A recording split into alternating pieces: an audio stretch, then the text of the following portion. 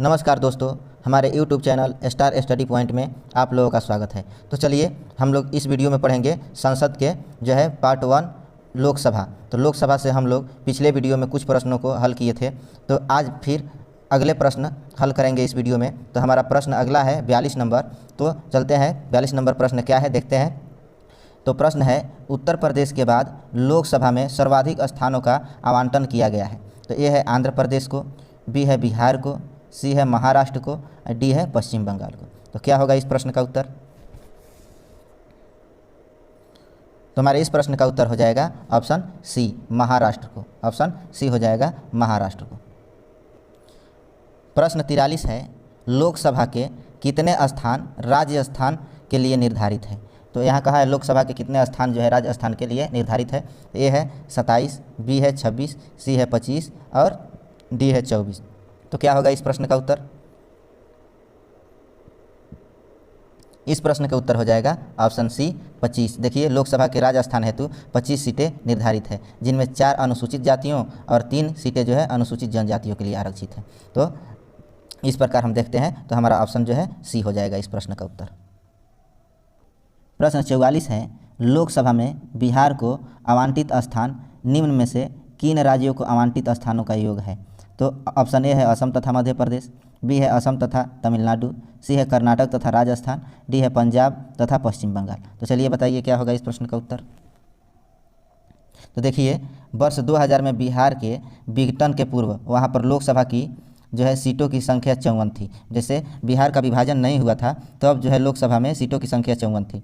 अब झारखंड जो है 14 सीट लेकर अलग हुआ, तो 14 सीट के निर्माण के बाद वहाँ मात्र 40 सीटें बची। इसी प्रकार मध्य प्रदेश में 40 सीटें थी, जो छत्तीसगढ़ जो है 11 सीटें लेकर अलग हुआ। तो 11 सीट लेकर अलग होने के बाद जो है 29 सीट बच गई। चूँकि प्रश्न विघटन के पूर्व का है, इसलिए बिहार 54 सीटें को लोकसभा के लिए आवंटित स्थान, असम जो है 14 सीटें तथा मध्य प्रदेश 40 सीटें की लोकसभा सीटों के योग के बराबर था। परंतु वर्तमान में लोकसभा में बिहार के पास कुल 40 सीटें हैं, जो निम्नलिखित राज्यों के आवंटित स्थानों का योग है। तो देखिए गुजरात जो है 26 प्लस असम क्या है 14, तो कितना है 40। और गुजरात जो है 26 प्लस झारखंड है 14, तो 40। और 3 है मध्य प्रदेश 29 प्लस छत्तीसगढ़ 11, तो हो जाएगा कितना 40। अब है तमिलनाडु 39 प्लस सिक्किम 1, तो 40। अब है तमिलनाडु 39 प्लस मिजोरम 1, तो 40। तमिलनाडु जो है 39 प्लस नागालैंड 1, 40।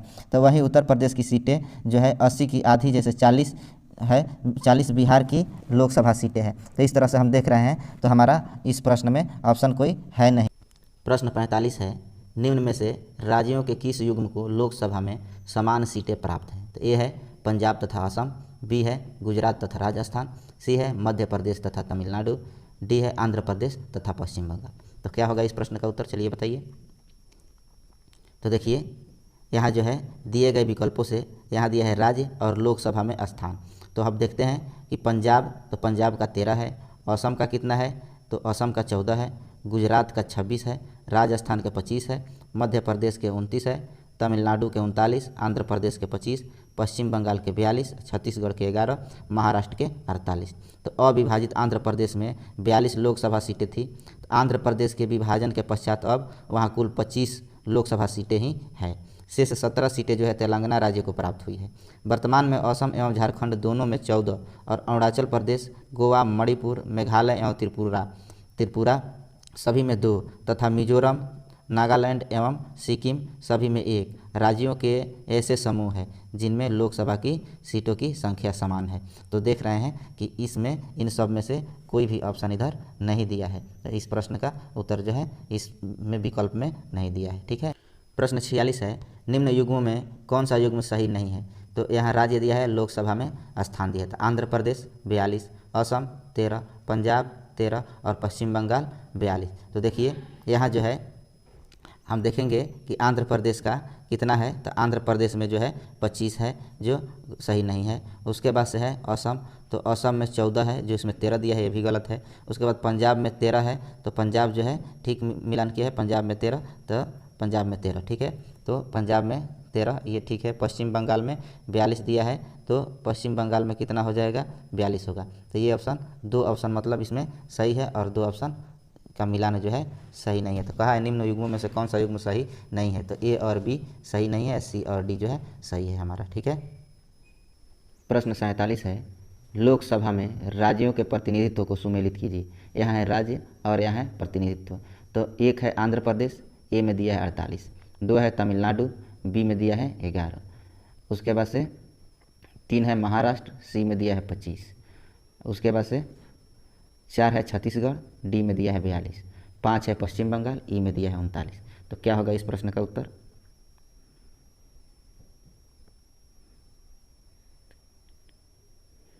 तो आंध्र प्रदेश यानी हो जाएगा क्या हमारा ए का चल जाएगा किसमें 3, तो ए हो जाएगा 3, महाराष्ट्र 48, ए का हो जाएगा हमारा 3, उसके बाद से बी में 4, यानी छत्तीसगढ़ 11, छत्तीसगढ़ का 11, उसके बाद से दिया है सी में क्या जाएगा 1, तो हमारा सी चला गया आंध्र प्रदेश 25, सी का हो गया 1, उसके बाद से डी का हो जाएगा हमारा 5, डी चला जाएगा किसमें 5 में पश्चिम बंगाल 42, उसके बाद से हमारा जो है ई चला जाएगा 2 में, तमिलनाडु हो जाएगा 39। तो इस प्रकार से हम देख रहे हैं, तो हमारा इस प्रश्न का उत्तर हो जाएगा ऑप्शन डी। ठीक है। प्रश्न 48 है, निम्नलिखित राज्यों यानी संघ शासित क्षेत्र के समूह में से किसकी लोकसभा में केवल एक सीट है? तो ये है गोवा, मेघालय, नागालैंड, बी है मणिपुर, दादरा और नगर हवेली, पुडुचेरी, सी है अरुणाचल प्रदेश, सिक्किम, लक्षद्वीप, डी है चंडीगढ़, सिक्किम, मिजोरम। तो चलिए बताइए क्या होगा उत्तर? तो इस प्रश्न का उत्तर हो जाएगा हमारा ऑप्शन डी हो जाएगा, चंडीगढ़, सिक्किम, मिजोरम। देखिए चंडीगढ़, सिक्किम, मिजोरम, नागालैंड तथा पुडुचेरी में लोकसभा की मात्र एक सीट है। त्रिपुरा, गोवा, मेघालय, मणिपुर, दादरा और नगर हवेली तथा दमन और दीव और अरुणाचल प्रदेश में लोकसभा की 2 सीटें हैं। और ध्यातव्य है कि दादरा और नगर हवेली तथा दमन और दीव संघराज्य क्षेत्रों का आपस में विलय कर दिया गया है। ठीक है। प्रश्न 49 है, निम्नलिखित में से किस राज्य में से लोकसभा के 2 सदस्य निर्वाचित किए जाते हैं? ए है त्रिपुरा से, बी है मिजोरम से, सी है नागालैंड से और डी है सिक्किम से। तो क्या होगा इस प्रश्न का उत्तर? इस प्रश्न का उत्तर हो जाएगा हमारा ऑप्शन ए, त्रिपुरा से। 50 नंबर प्रश्न है, निम्नलिखित में से कौन सा एक लोकसभा का सर्वाधिक बड़ा क्षेत्रफल के अनुसार निर्वाचन क्षेत्र है? ए है कांगड़ा, बी है लद्दाख, सी है कच्छ और डी है भीलवाड़ा। तो क्या होगा उत्तर? इस प्रश्न का उत्तर हो जाएगा हमारा ऑप्शन बी, लद्दाख। देखिए क्षेत्रफल के आधार पर 5 बड़े लोकसभा निर्वाचन क्षेत्र क्रमशः लद्दाख है। तो लद्दाख जो है, लद्दाख में कितना है 1,73,266.37 वर्ग किलोमीटर। बाड़मेर है 55,074 वर्ग किलोमीटर। कच्छ है 41,414 वर्ग किलोमीटर। अरुणाचल प्रदेश पूर्व 39,704 वर्ग किलोमीटर तथा अरुणाचल प्रदेश पश्चिम जो है 39,613 वर्ग किलोमीटर है। क्षेत्रफल की दृष्टि से सबसे छोटा लोकसभा निर्वाचन क्षेत्र चांदनी चौक जो दिल्ली है, यह जो है 10.59 वर्ग किलोमीटर है। ठीक है। तो इस तरह से हमारा प्रश्न के उत्तर हो जाएगा ऑप्शन बी, लद्दाख। प्रश्न 51 है, डिलिमिटेशन के बाद यूपी में निर्वाचकों की संख्या के अनुसार सबसे बड़ा लोकसभा संसदीय क्षेत्र है? ए है अमेठी, बी है उन्नाव, सी है लखनऊ और डी है बागपत। तो क्या होगा उत्तर? देखिए 2008 में लागू परिसीमन के बाद वर्तमान में 2019 के लोकसभा चुनाव के आंकड़ों के अनुसार उत्तर प्रदेश में निर्वाचकों की संख्या के अनुसार सबसे बड़ा लोकसभा संसदीय क्षेत्र जो है गाजियाबाद है। ठीक है। तो यहाँ जो है 27,28,978 निर्वाचक है, जिसके बाद क्रमशः गौतम बुद्ध नगर जो है, तो यहाँ भी निर्वाचक क्षेत्र कितना है 23,02,960 जो है यहाँ निर्वाचक क्षेत्र है। निर्वाचक यहाँ उन्नाव जो है यहाँ 21,91,465 निर्वाचक का स्थान है। ठीक है। तो इस प्रकार हम देखते हैं कि सबसे बड़ा जो है हमारा क्या है उत्तर प्रदेश में गाजियाबाद है, जो गाजियाबाद जो है हमारा ऑप्शन में नहीं दिया हुआ है। ठीक है। प्रश्न 52 है, वर्तमान में लोकसभा के निर्वाचन क्षेत्र के लिए चुनाव व्यय की अधिकतम सीमा क्या है? ए है 25 लाख रुपया, बी है 40 लाख रुपया, सी है 70 लाख रुपया, डी है 1 करोड़ रुपया। तो क्या होगा इस प्रश्न का उत्तर? देखिए, प्रश्नकाल में लोकसभा के निर्वाचन क्षेत्र के लिए प्रत्याशी हेतु चुनाव व्यय की अधिकतम सीमा 40 लाख रुपया थी। वर्तमान में जो है 6 जनवरी 2022 से लोकसभा निर्वाचन क्षेत्र के लिए चुनाव व्यय की अधिकतम सीमा जो है 95 लाख रुपया जो है हो गया है। कितना हुआ है? तो 95 लाख। कितना है? 95 लाख रुपया हो गया है। कुछ राज्यों संघीय क्षेत्रों में 75 लाख रुपया, संघीय क्षेत्र में और कुछ राज्यों में कितना है? 75 लाख रुपया है। कितना? 75 लाख। ठीक है, 75 लाख रुपया है। ठीक, कुछ संघीय क्षेत्र में या कुछ राज्यों में 75 लाख तथा विधानसभा निर्वाचन क्षेत्र के लिए 40 लाख रुपया और कुछ राज्यों संघीय क्षेत्रों को 28 लाख रुपया निर्धारित की गई है। तो ये कब से की गई है? 6 जनवरी 2022 से। तो इस तरह से देख रहे हैं कि इस प्रश्न में हमारा ऑप्शन नहीं है। ठीक है। प्रश्न 53 है, लोकसभा चुनाव के मामले में सामान्य वर्ग के उम्मीदवारों तथा अनुसूचित जनजाति अनुसूचित जाति के उम्मीदवारों द्वारा जमा की जाने वाली जमानत राशि क्रमशः है। यह है 5,000 रुपया और 2,500 रुपया, बी है 10,000 रुपया और 2,500 रुपया, सी है 10,000 रुपया और 5,000 रुपया, डी है 15,000 रुपया और 7,500 रुपया। तो क्या होगा इस प्रश्न का उत्तर? लोक प्रतिनिधित्व अधिनियम 1951 की धारा 34 के तहत प्रश्नकाल में यह राशि सामान्य वर्गीय अनुसूचित जाति और अनुसूचित जनजाति वर्ग के उम्मीदवारों के लिए क्रमशः 10,000 रुपया और 5,000 रुपया थी। वर्ष 2010 में अगंभीर प्रत्याशियों की संख्या कम करने हेतु जमानत राशियाँ जो है बढ़ाई गई है, जो इस प्रकार है। लोकसभा चुनाव सामान्य वर्ग के लिए 25,000 रुपया, अनुसूचित जाति और जनजाति वर्ग के लोग के लिए 12,500 रुपया, विधानसभा चुनाव जो है सामान्य वर्ग के लोग 10,000 रुपया, अनुसूचित जाति अनुसूचित जनजाति के लिए 5,000 रुपया है। तो इस तरह से देख रहे हैं कि इस प्रकार जो है यह जो है हमारे इस प्रश्न के ऑप्शन में नहीं है। तो ये भी प्रश्न जो है ऑप्शन में जो है उत्तर नहीं होने के कारण इसका उत्तर कोई भी सही नहीं है। ठीक है। 54 नंबर प्रश्न है, लोकसभा चुनाव का कोई प्रत्याशी अपनी जमानत खो देता है यदि उसे प्राप्त न हो सके तो ए है वैध मतों का 1/3, बी है वैध मतों का 1/4, सी है वैध मतों का 1/5 और डी है उपयुक्त में से कोई नहीं। तो क्या होगा इस प्रश्न का उत्तर?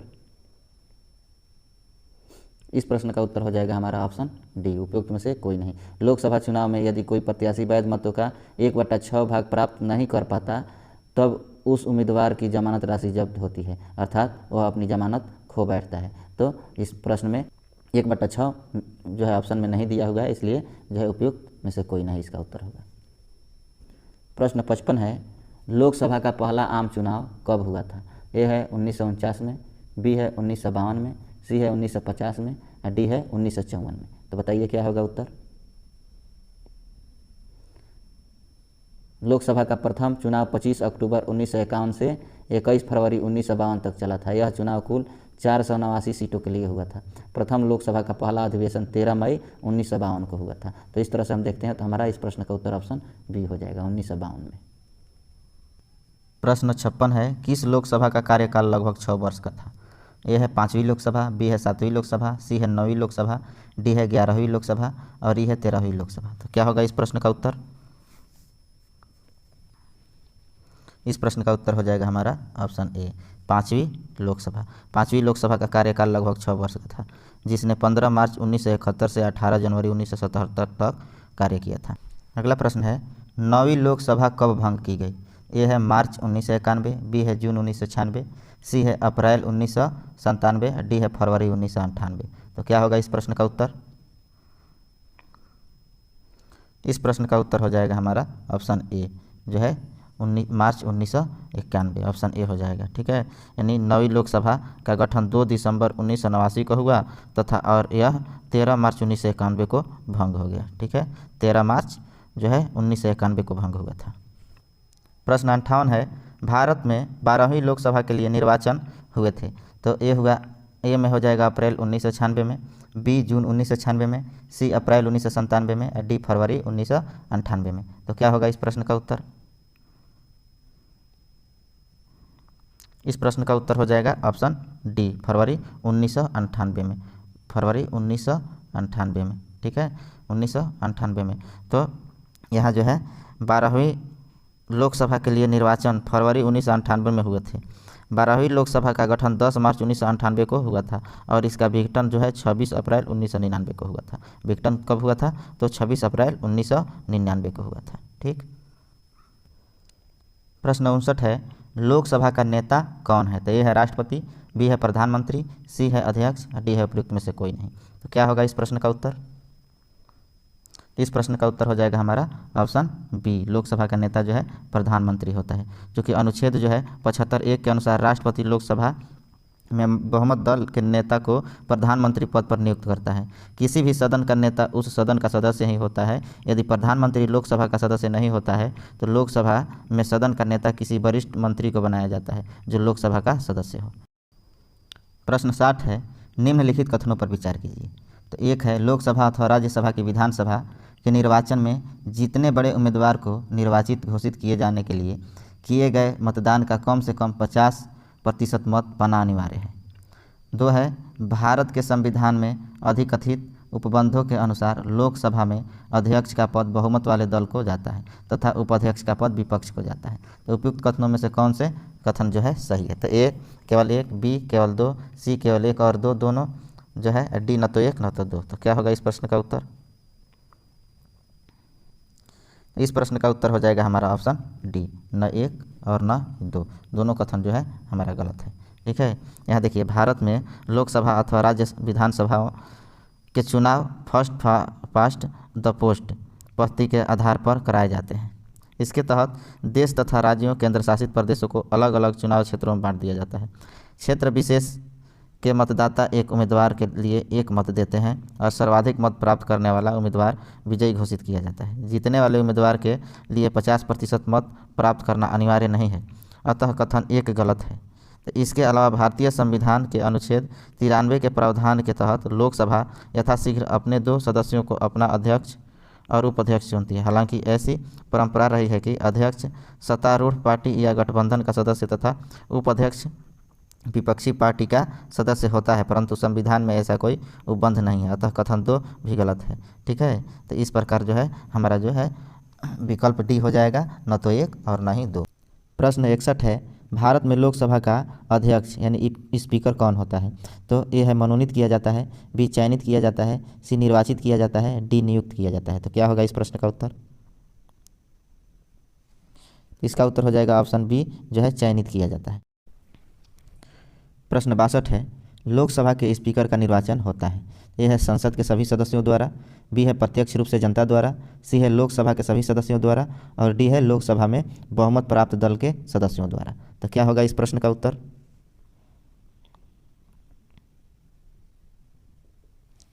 ऑप्शन सी, यानी लोकसभा के सभी सदस्यों द्वारा। ठीक है।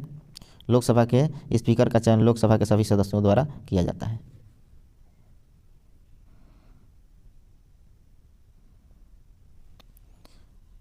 63 नंबर प्रश्न है, निम्न में से कौन अपने पद की शपथ नहीं लेता? ए है राष्ट्रपति, बी उपराष्ट्रपति, सी स्पीकर, डी है प्रधानमंत्री और ई है मंत्री परिषद के सदस्य। तो चलिए बताइए क्या होगा इस प्रश्न का उत्तर? इस प्रश्न का उत्तर हो जाएगा ऑप्शन सी, स्पीकर जो है, स्पीकर जो है शपथ नहीं लेता।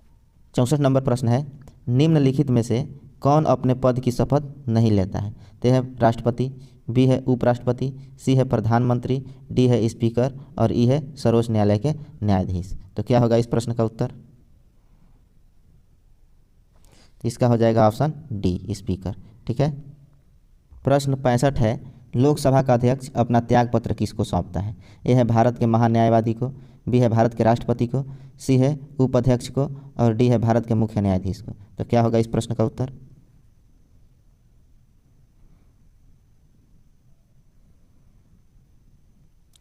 तो हमारे इस प्रश्न का उत्तर हो जाएगा ऑप्शन सी। ठीक है, उपाध्यक्ष को। संविधान के अनुच्छेद 94 ख के अनुसार लोकसभा का अध्यक्ष जो है उपाध्यक्ष को संबोधित अपने हस्ताक्षर सहित लेख द्वारा अपना पद जो है त्याग सकता है। ठीक है। तो लोकसभा का अध्यक्ष किसको देगा जो है अपना त्याग पत्र? तो उपाध्यक्ष को। तो ऑप्शन सी हो जाएगा इस प्रश्न का उत्तर। प्रश्न 66 है, लोकसभा अध्यक्ष अपना त्याग पत्र संबोधित करता है। ए है भारत के प्रधानमंत्री को, बी भारत के राष्ट्रपति को, सी लोकसभा के उपाध्यक्ष को, डी भारत के उपराष्ट्रपति को। तो क्या होगा इस प्रश्न का उत्तर? इसका हो जाएगा ऑप्शन सी, लोकसभा के उपाध्यक्ष को। प्रश्न 67 है, लोकसभा के उपाध्यक्ष को कैसे हटाया जा सकता है? ए है लोकसभा के उपस्थित सदस्यों के 2/3 बहुमत से पारित संकल्प द्वारा, बी है लोकसभा के सभी सदस्यों के बहुमत से पारित संकल्प के द्वारा, और सी है प्रधानमंत्री की सिफारिश पर राष्ट्रपति द्वारा, डी इनमें से कोई नहीं। तो क्या होगा इस प्रश्न का उत्तर?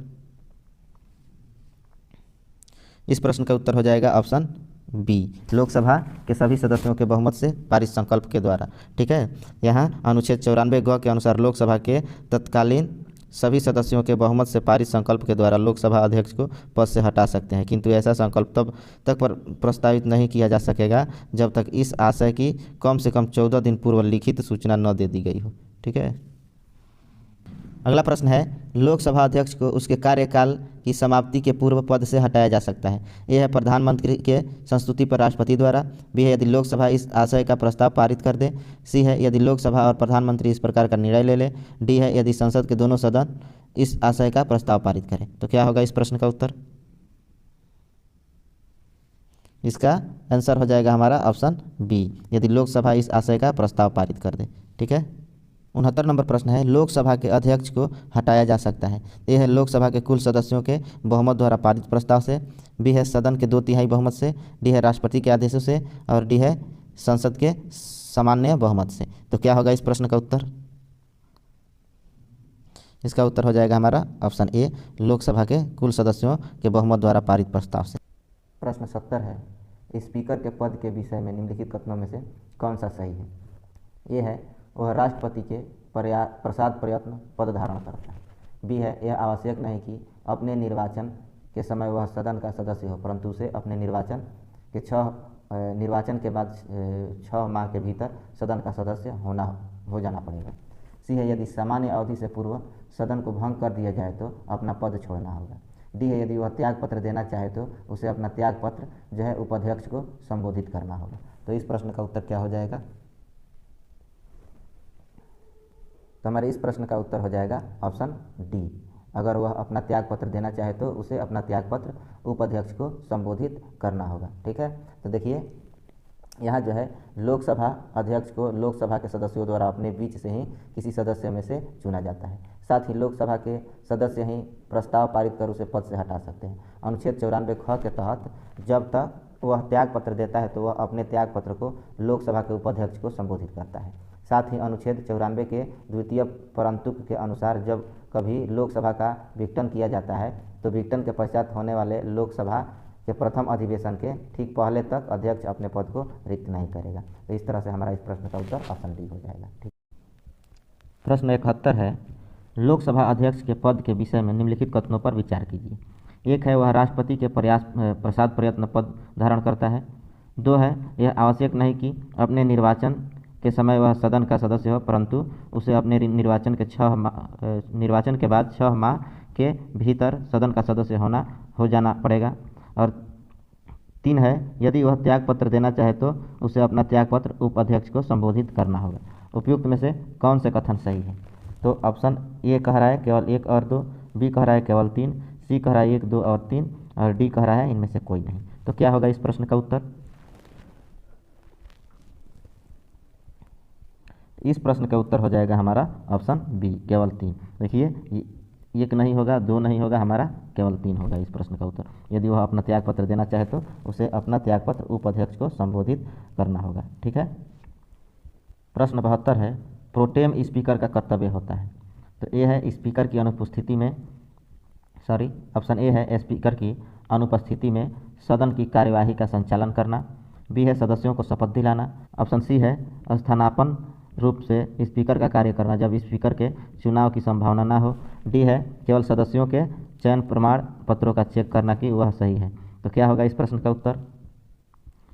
इस प्रश्न का उत्तर हो जाएगा ऑप्शन बी, सदस्यों को शपथ दिलाना। ऑप्शन बी हो जाएगा, सदस्यों को शपथ दिलाना। ठीक है, नव निर्वाचित सदन में लोकसभा अध्यक्ष के चुनाव से पूर्व सदन के सामान्यतः वरिष्ठतम सदस्य को प्रोटेम स्पीकर के रूप में चुना जाता है, जो कि नव निर्वाचित सदस्यों को शपथ दिलाता है। ठीक है, प्रश्न 73 है, प्रोटेम स्पीकर सामान्यतः किसे नियुक्त किया जाता है? ए है पिछली लोकसभा के अध्यक्ष को, बी है पिछली लोकसभा के उपाध्यक्ष को, सी है नवनिर्वाचित लोकसभा के वरिष्ठतम सदस्यों में से एक को, डी है पिछली लोकसभा के विपक्ष के नेता को। तो इस प्रश्न का उत्तर क्या होगा? इस प्रश्न का उत्तर हो जाएगा ऑप्शन सी, जो है नवनिर्वाचित लोकसभा के वरिष्ठतम सदस्यों में से एक को। 74 नंबर प्रश्न है, लोकसभा अध्यक्ष अपने कास्टिंग वोट का प्रयोग केवल करते हैं? ए वर्तमान सरकार को बचाने हेतु, बी संविधान में संशोधन के मामले में, सी आपातकाल के मामले में, और डी जब वोट बराबर बराबर होने के नाते टाई हो जाए। तो क्या होगा इस प्रश्न के उत्तर?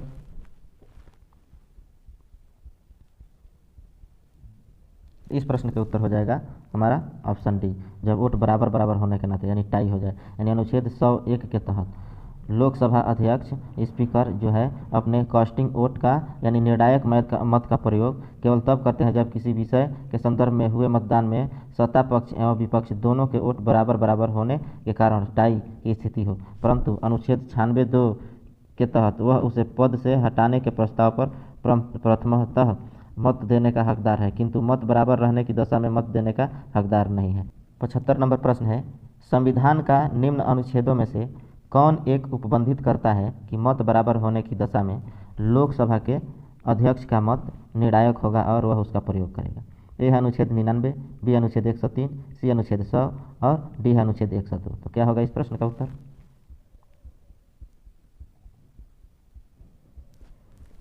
ऑप्शन सी हो जाएगा इस प्रश्न का उत्तर, अनुच्छेद 100। प्रश्न 76 है, लोकसभा के प्रथम अध्यक्ष कौन थे? ए है मावलंकर, बी है हुकुम सिंह, सी है वीडी जती और डी है वीवी गिरी। तो कौन होगा इस प्रश्न का उत्तर? क्या होगा, कौन सा ऑप्शन होगा इसका उत्तर? जल्दी बताइए। तो इसका हो जाएगा option A Mavalankar, option A हो जाएगा। पहली लोकसभा के गठन के पश्चात इसकी प्रथम बैठक 13 मई 1952 को हुई थी। 15 मई 1952 को गणेश वासुदेव मावलंकर लोकसभा के प्रथम अध्यक्ष बने। तब वे अपनी मृत्यु जो है 27 फरवरी 1956 तक इस पद पर रहे। पहली लोकसभा के शेष कार्यकाल के लिए तत्कालीन उपाध्यक्ष एम अनंत शयनम आयंगर लोकसभा अध्यक्ष 8 मार्च 1956 को बने थे। तो इस तरह से हमारे इस प्रश्न का उत्तर क्या हो जाएगा? ऑप्शन ए हो जाएगा, जो है मावलकर। अगला प्रश्न है, भारत की प्रथम लोकसभा के पहले अध्यक्ष कौन थे? तो ए है जीवी मावलंकर, बी है एस राधाकृष्णन, सी है जीबी पंत और डी है सीडी देशमुख। तो इस प्रश्न का उत्तर क्या होगा? ऑप्शन ए हो जाएगा, है ना, जीबी मावलंकर। ठीक है। प्रश्न 78 है, प्रथम स्पीकर जिनके विरुद्ध लोकसभा में अविश्वास का प्रस्ताव लाया गया था वो कौन थे? तो ए है BR जाखड़, बी है जीबी मावलंकर, सी है हुकुम सिंह और डी है KS हेगड़े। तो क्या होगा इस प्रश्न का उत्तर? इस प्रश्न का उत्तर हो जाएगा ऑप्शन बी, जीबी मावलंकर। 15 दिसंबर 1954 को आचार्य JB कृपलानी सहित विपक्ष के 21 सांसदों द्वारा लोकसभा के प्रथम अध्यक्ष गणेश वासुदेव मावलंकर के विरुद्ध अविश्वास प्रस्ताव लाया गया था। इनके विरुद्ध यह प्रस्ताव 18 दिसंबर 1954 को लोकसभा द्वारा अस्वीकृत कर दिया गया था। ठीक है। प्रश्न 79 है, लोकसभा की प्रथम महिला अध्यक्ष कौन है? तो ए विजय लक्ष्मी पंडित, बी सुचेता कृपलानी, सी तारकेश्वरी सिन्हा और डी मीरा कुमार। तो क्या होगा इस प्रश्न का उत्तर? इस प्रश्न का उत्तर हो जाएगा ऑप्शन डी, मीरा कुमार। 15वीं लोकसभा की अध्यक्ष मीरा कुमार ही लोकसभा की प्रथम महिला अध्यक्ष थी, जो जून 2009 में इस पद के लिए चुनी गई थी। वर्तमान में 17वीं लोकसभा के अध्यक्ष ओम बिरला है। ठीक है, वर्तमान में लोकसभा के अध्यक्ष जो है ओम बिरला है। ठीक। 80 नंबर प्रश्न है, लोकसभा के वर्तमान उपाध्यक्ष हैं। तो ए है PM सईद, बी है श्रीमती नजमा हेपतुल्ला और सी है श्री GMC बालयोगी और डी है इनमें से कोई नहीं। तो क्या होगा इस प्रश्न का उत्तर? इस प्रश्न का उत्तर हो जाएगा ऑप्शन डी, इनमें से कोई नहीं। प्रश्नकाल में वर्ष 1999 में लोकसभा के उपाध्यक्ष PM सईद थे। वर्तमान में 20 फरवरी 2022 की स्थिति के अनुसार लोकसभा अध्यक्ष भारतीय जनता पार्टी के ओम बिरला है, जबकि उपाध्यक्ष का पद जो है खाली है, रिक्त है। ठीक है। अगला प्रश्न है, यदि उपाध्यक्ष लोकसभा की अध्यक्षता कर रहे हो तो उन्हें एक अधिकार प्राप्त है कि वह लोकसभा के विचार विमर्श में भाग ले सकते हैं। बी है सदस्य के रूप में सदन के समक्ष किसी प्रस्ताव पर मतदान कर सकते हैं। सी है मत बराबरी की अवस्था में मतदान कर सकते हैं। और डी है अध्यक्ष की अनुपस्थिति में संसद की संयुक्त बैठक की अध्यक्षता करने का अधिकार नहीं रखते हैं। तो क्या होगा इस प्रश्न के उत्तर? इस प्रश्न का उत्तर हो जाएगा हमारा ऑप्शन सी, जो है मत बराबरी की अवस्था में मतदान कर सकते हैं। अगला प्रश्न है निम्नलिखित में से कौन प्रथम जनजातीय लोकसभा अध्यक्ष थे? तो यहाँ हो जाएगा ऑप्शन ए जीवी मावलंकर, बी है जीएमसी बालियोगी, और सी है मनोहर जोशी, डी है पीए संगमा। तो क्या होगा इस प्रश्न का उत्तर? देखिए पीए संगमा वर्ष 1995 में प्रथम जनजातीय केंद्रीय मंत्री बने थे। वर्ष 1996 में वह लोकसभा के पहले जनजातीय अध्यक्ष बने थे। तो ऑप्शन डी हो जाएगा इस प्रश्न का उत्तर। ठीक है। अगला प्रश्न है लोकसभा का सचिवालय सीधे नियंत्रित होता है। तो यह है केंद्रीय गृह मंत्रालय द्वारा, बी संसदीय मामलों के मंत्रालय द्वारा, सी प्रधानमंत्री द्वारा, डी लोकसभा के अध्यक्ष द्वारा। तो क्या होगा इस प्रश्न का उत्तर? देखिए लोकसभा सचिवालय लोकसभा अध्यक्ष के निर्देश और नियंत्रण में कार्य करता है। उसे सचिवालय के कर्मचारियों पर, सदन के परिसर पर और संसद भवन संपदा पर सर्वोच्च प्राधिकार प्राप्त है। वह अपने इस प्राधिकार का प्रयोग लोकसभा के महासचिव की सहायता से करता है। तो इस तरह से हम देखते हैं। तो इस प्रश्न का उत्तर हमारा ऑप्शन डी हो जाएगा, लोकसभा के अध्यक्ष द्वारा। ठीक है। 84 नंबर प्रश्न है लोकसभा सचिवालय प्रत्यक्ष रूप से किसकी देखरेख में कार्य करता है? तो ए है गृह मंत्रालय, बी है संसदीय कार्य मंत्रालय, सी है भारत के राष्ट्रपति, डी है लोकसभा अध्यक्ष। तो इस प्रश्न का उत्तर हो जाएगा हमारा ऑप्शन डी, लोकसभा अध्यक्ष। 85 नंबर प्रश्न है 15वीं लोकसभा में महिला सदस्यों से संबंधित निम्नलिखित कथनों पर विचार कीजिए। एक है वे लोकसभा के कुल सदस्यों के 10% से कम है। 2 है अधिकतम महिला सदस्य भारतीय राष्ट्रीय कांग्रेस से है। 3 है राजस्थान से 3 महिला सदस्य निर्वाचित हुई है। और 4 है अधिकतम महिला सदस्य उत्तर प्रदेश से निर्वाचित हुई है। तो उपयुक्त में से कौन से कथन सही है? तो यहाँ देखिए कह रहा है कि मई 2019 में निर्वाचित 17वीं लोकसभा में कुल महिला सदस्यों की भागीदारी लगभग 14% रही। तो यहाँ जो है 10% से कम बता रहा है। तो इस तरह से हम देख रहे हैं कि हमारा जो है ये ऐसे ही गलत हो गया। अब कहा है कि वर्तमान में 15 जनवरी 2023 की स्थिति के अनुसार लोकसभा में कुल 82 महिला सदस्य है। लोकसभा में कुल 82 महिला सदस्य है। कांग्रेस पार्टी जो है INC कांग्रेस पार्टी से 7 है और भारतीय जनता पार्टी से 42 तथा तृणमूल कांग्रेस से 9 महिला सदस्य हैं। अधिकतम महिला सदस्य उत्तर प्रदेश से 12 है, जिसके बाद पश्चिम बंगाल से 11 का स्थान है। राजस्थान से 3 महिला सदस्य निर्वाचित है। तो प्रश्नकाल के संदर्भ में विकल्प जो है सी सही था, लेकिन इस समय जो है इस ऑप्शन में से कोई भी सही नहीं है। ठीक है। निम्नलिखित कथनों पर विचार कीजिए। एक है पहली लोकसभा में विपक्ष में सबसे बड़ा राजनीतिक दल स्वतंत्र पार्टी था। 2 है लोकसभा में नेता प्रतिपक्ष को सर्वप्रथम 1969 में मान्यता दी गई थी। 3 है लोकसभा में यदि किसी दल के न्यूनतम 75 सदस्य न हो तो उसके नेता को नेता प्रतिपक्ष के रूप में मान्यता नहीं मिल सकती है। उपयुक्त कथनों में से कौन सही है? तो ऑप्शन ए दिया है केवल 1 और 3, बी है केवल 2, सी है केवल 2 और 3 और डी है 1, 2 और 3। तो क्या होगा इसमें सही? तो देखिए हमारा जो ये पहला है ये सही नहीं है और तीसरा सही नहीं है, केवल 2 सही है। तो इस तरह से हमारा जो है ऑप्शन बी सही हो जाएगा।